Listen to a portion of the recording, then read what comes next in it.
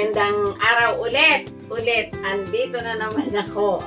Araw-araw talaga to. Tapos guys, ngayon, ang gagawin ko ay long sleeve na checkered. Ngayon, ang isang putol nito ay 5 yards. Kaya lang guys, ang ibablog ko sa inyo ay isa lang muna. Kasi medyo matagal-tagal gawin itong polo na ganito.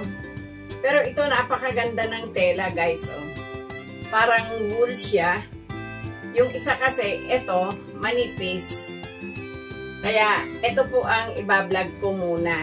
Ngayon, pag nakayanan ko yung tatlo mamaya, kasi hindi ako sanay gumawa ng isa lang eh. Tatlo. Ito na muna guys ang gagawin ko. Isa lang muna. Ang pattern ko ng long sleeve ay large. Kasi yung may order, hindi siya matangkad, pero malapad. Kaya ang gagawin ko guys, yung size ng length ng large, yun ang ibibigay ko, pero yung lapad niya, dadagdagan na lang po natin ang body at saka po yung sleeve. O yun guys. O guys, ito yung front natin. Kukunin ko na muna yung front. Ito yung karayagan niya, oh. Yung malabo guys, yun yung wrong side. Pag nagtabas kayo ng checker, yun po yung lagi kong sinasabi. Yan. Kailangan po yung guhit ng checker nyo ay magkatapat. Kaya kung magtatabas po kayo, ganito lang yun guys. Buo ito, buo itong front. Para pag ginupit natin, sigurado tayo na pantay sila.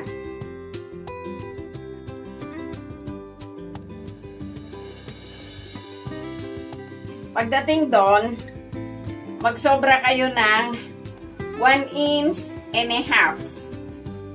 Yun. Idiretso nyo na siya doon sa daylayan. O yan, kuha na natin yung front. Ngayon, ito, gupitin nyo ng diretso. Ito yung right side. Kaya ito, ibaliktad nyo na lang ng konti ng ganon. Maglagay na kayo doon ng tuldok. Binolpen ko na guys kasi matatakpan naman natin mamaya ng packet. Ang yoke guys, wala tayong idadagdag.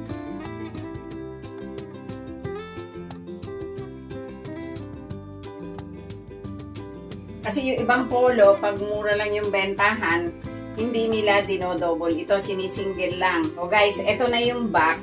Kung ano yung inallowance natin doon, na 1.5, yun din po ang ia-allowance natin dito.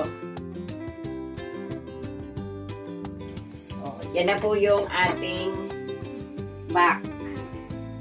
Yung packet at saka punyos at saka sleeve na lang ang natitira. Huwag niyong kalimutan yung allowance na 1.5 doon sa manggas guys.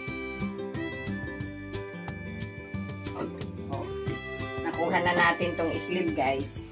Lagyan nyo ng nuts. Ibig sabihin yun yung gitna. Etong gitna na to, yan, ipantay nyo yung kabilaan niya dito. Tapos, katan nyo siya ng 3 inches. Itong packet nyo, bago nyo i-attach, ayan o, hindi siya pantay. Gupitin nyo siya doon. At pantayin nyo siya doon. Kailangan lang po, pag ganito ang ginawa nyo, yung pilon nyo ay straight cut. Hindi po siya pasigsan. Ngayon, ilagay nyo na, ayun, ibaliktad nyo siya doon. Ayun, aaninag nyo pa rin po siya doon.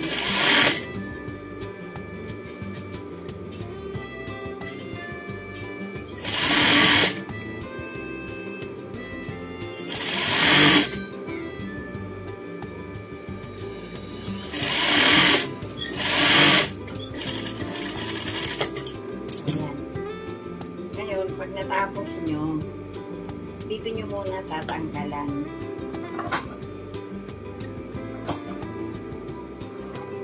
Piliin nyo po yung nasobrang pilon. Tapos, pumunta po kayo doon. Lagyan nyo na siya ng nuts. Yung ibabaw na collar, ayan. Pantayin nyo doon. Patong nyo yung pilon.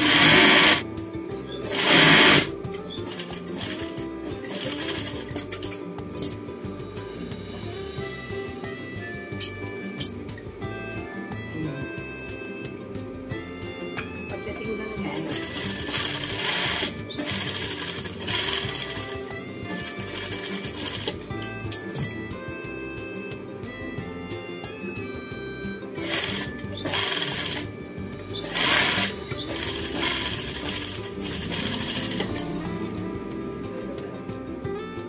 rin natin.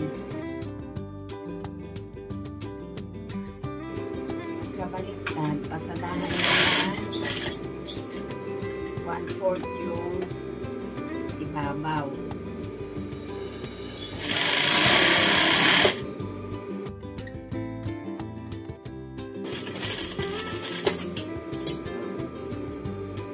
Pantayin nyo po dun sa dulo.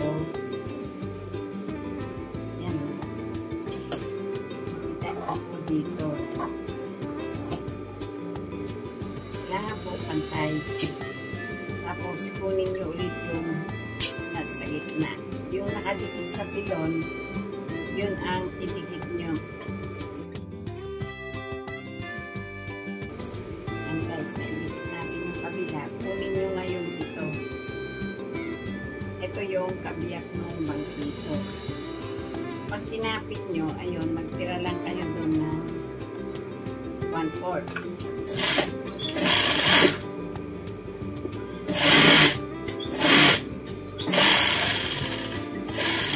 Ayan. Pantay nyo doon. Kunin nyo yung gitna.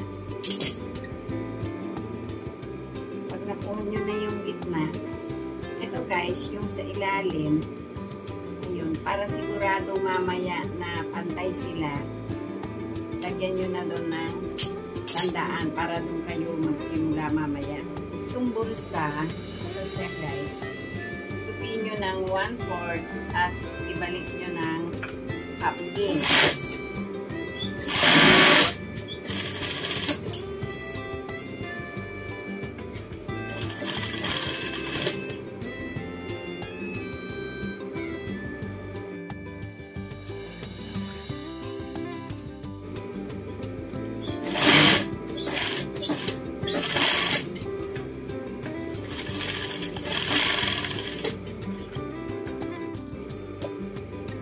O guys, nalagyan natin ng bulsa. Ito naman, ibalik nyo.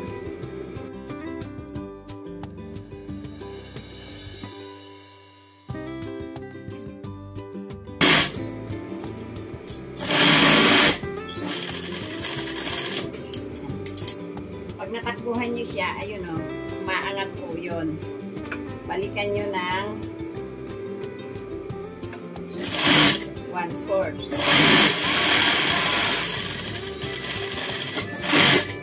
Kanina, yun ay 1/4. Dito po ay 1/16.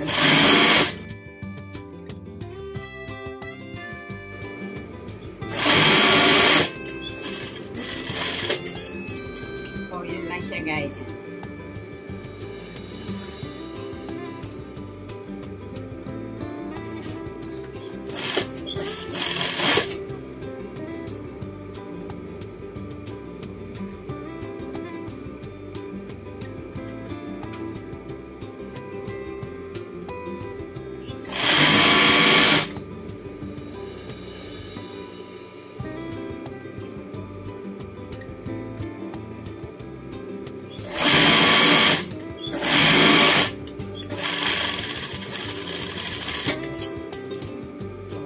Guys, ito na, nadugtong na natin ngayon itong back.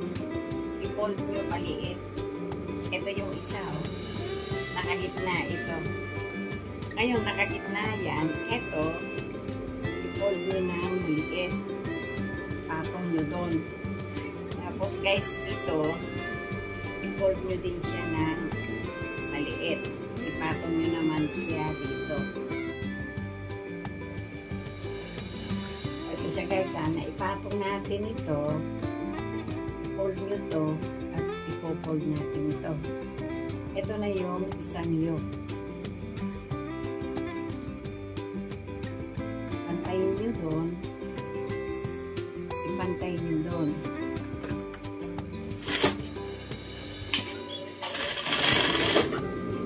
So, bali tatlo sila guys.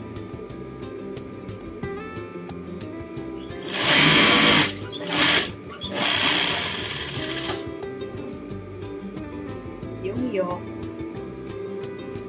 yung front, at yung kabiyak ng yolk.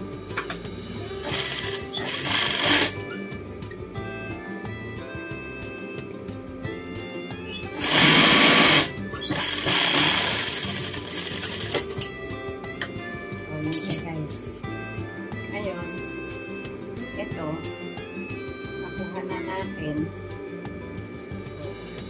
Ito na siya guys. Pwede na natin lagyan ng collar. Mamaya na po tayo mag-sleep. Ito na yung collar natin. Ngayon, ang ikakapit nyo sa body, ito, hindi po ito. Yan.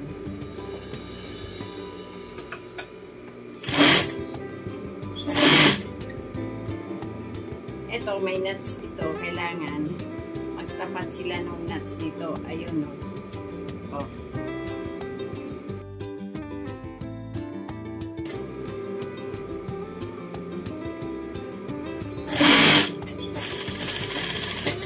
Ayun, guys. Bago nyo idapa itong collar, tingnan nyo kung pantay yung kinapitan nyo dito. Ayan, guys. Pantay naman. Ayun, mula doon, pagtira kayo ng 1 inch doon,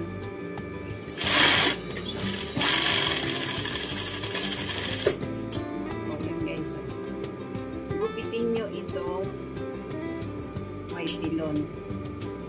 Yan o, magtira kayo ng malaki-laki doon sa walang pilon. Dito sa kabila, ganun din. 1 inch doon. Tapos, ipantay nyo siya dito.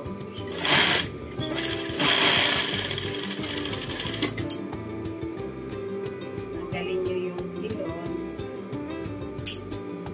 Ito, itira nyo. Paano natin itong collar? Ayun guys, oh. Ito kasi may pilong kanina, kaya nagtira ako dito kasi ito yung ipo-fold natin para matakpan yung ayun. So, para malinis.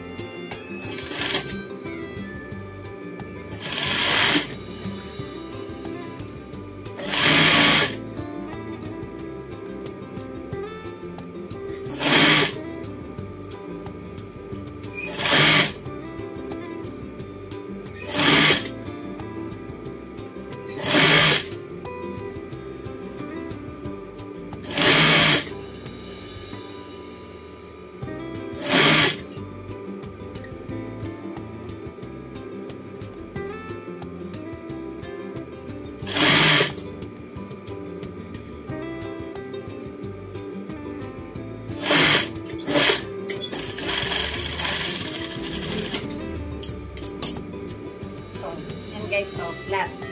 Ngayon, balik tayo doon.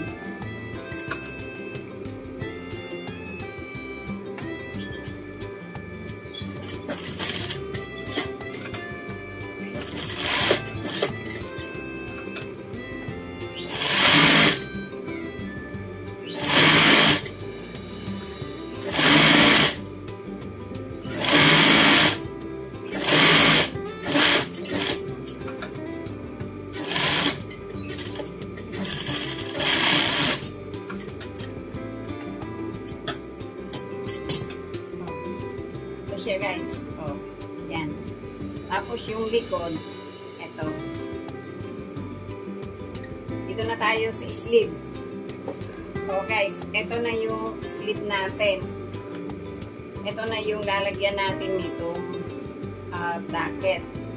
Ngayon ito, ipantay nyo dito, itihaya nyo. Ito nakaano din to guys, nakatihaya din. So yan. Tahian nyo doon.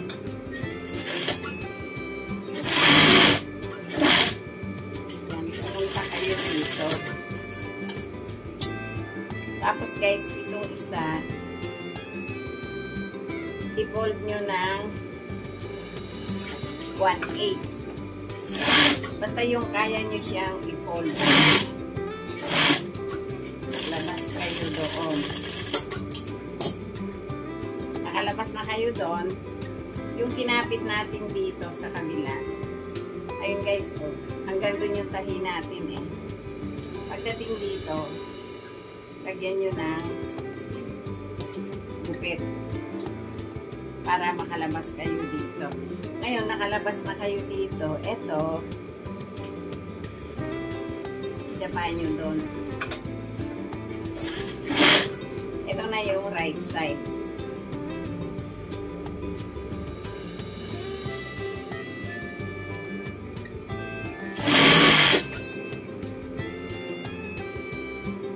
Pagdating doon, oh, fold ninyo ng patulis.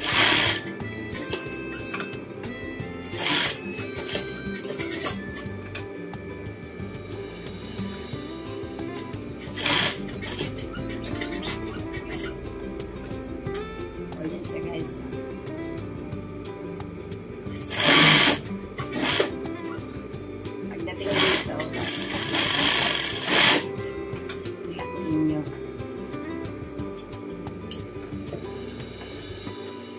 Ito na yung kunyos natin.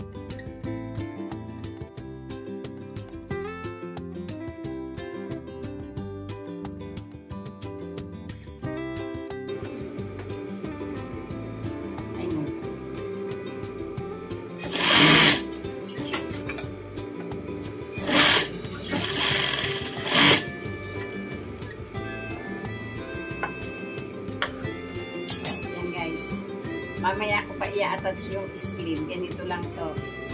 Para hindi masagwang tingnan yung pagka tinupinong makabili.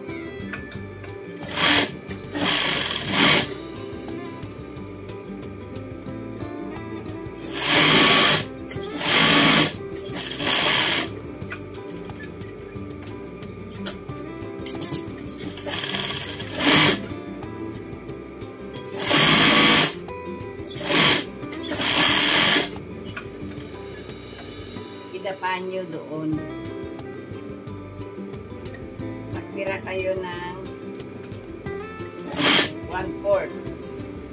Tapos, dito, iyon, doon nyo ipalin.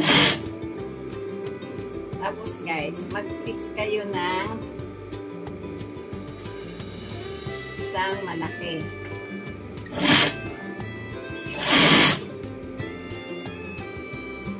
Kayo dito. Pagdating dito guys, kung yung pleats nyo papunta doon, ito naman, ibaba nyo siya dito, magtira kayo ng 1/4, pleats nyo ng isa, pleats nyo pa uli ng isa.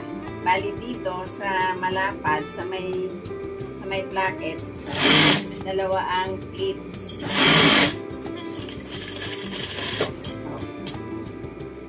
I-pleats nyo na. Ito,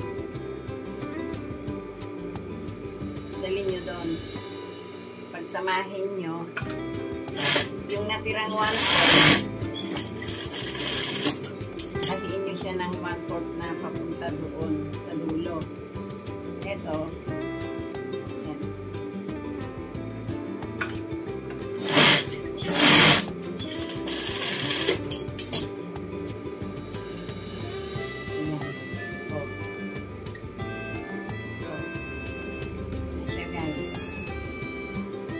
Ngayon dito, ito, fold na natin yun.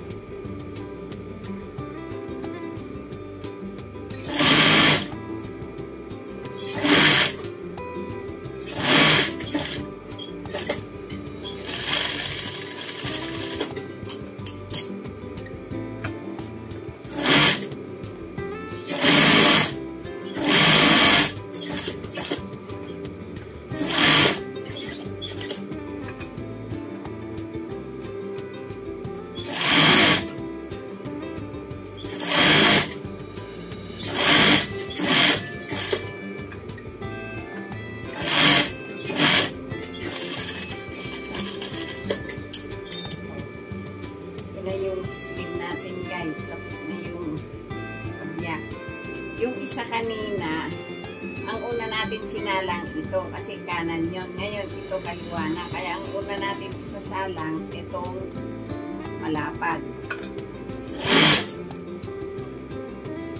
Dito sa malapad, dalawang pleats guys.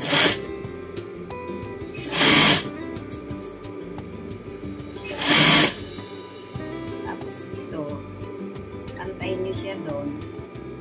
Yung natira doon, yun yung ipiplits nyo papunta rito.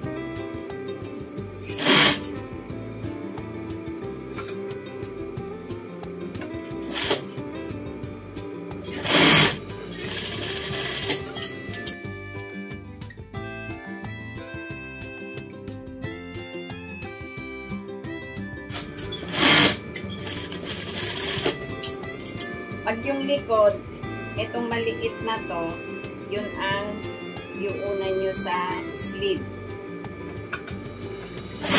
Ay, sa kilikili. Ito guys, ito na yung manggas natin. Inuna natin yung kabila, yung maliit. So, yun guys. Sakto lang yung dagdag natin. Ngayon, ito, nasa front na tayo. Kaya ang iuuna naman natin, ito, yung malaki.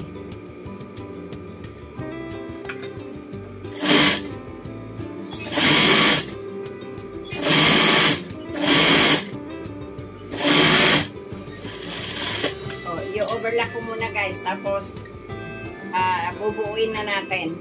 In-overlock ko na yung giliran, tapos dinupian na rin natin ng half inch. O, yan. Ito na siya. Palalagyan ko muna ng uhalis dun sa kabila, guys. O, guys, yan yung long sleeve natin na number 1. 4 kasi ito. Pang unisex to. Pwede sa lalaki, pwede rin po sa babae. O, guys, yan yung ating long sleeve number 2. O guys, yan na yung long sleeve natin na number 3. O guys, ayan na yung pang-4 sa polo natin na tinahe. Long sleeve na galing sa large yung pattern pero ginawa ko siyang XL. At 2 yarda po ang naubos natin dyan at 60 ang width. O sana nagkaroon kayo ng idea kung paano gawin, tabasin at tahiin. Thank you po sa mga nanonood. Salamat po sa inyong lahat.